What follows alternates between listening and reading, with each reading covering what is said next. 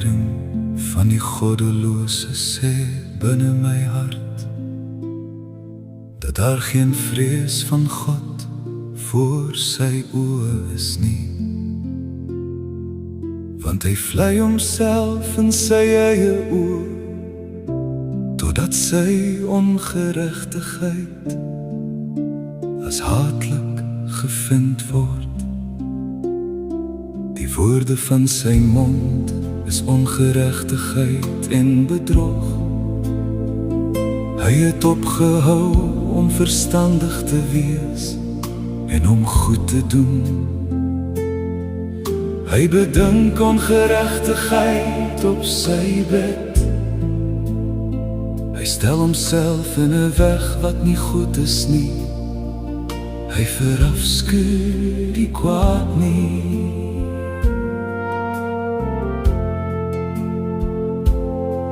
U barmhartigheid, o Heere, is in die hemele, en uw getrouheid reik tot by die wolke. Uw geregtigheid is soos die groot berge, uw oordeele is 'n groot diepte, o Heere, u bewaar mens en dier.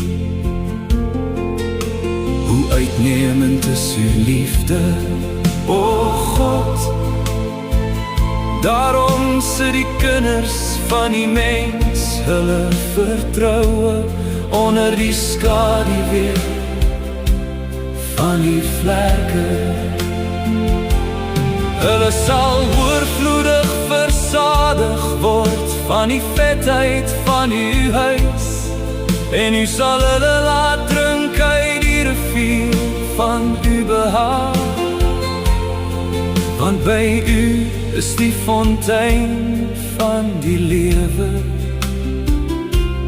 In uw lig sal ons die lig sien. O hou voort die liefde aan die wat u ken, en uw geregtigheid aan die opregte van hart.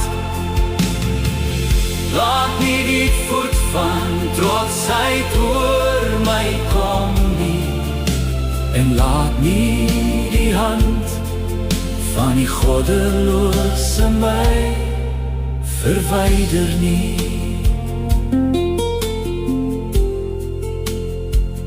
Daar is die werkers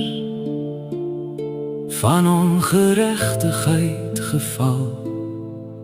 Hulle is neergewerp en sal nie kan opstaan nie.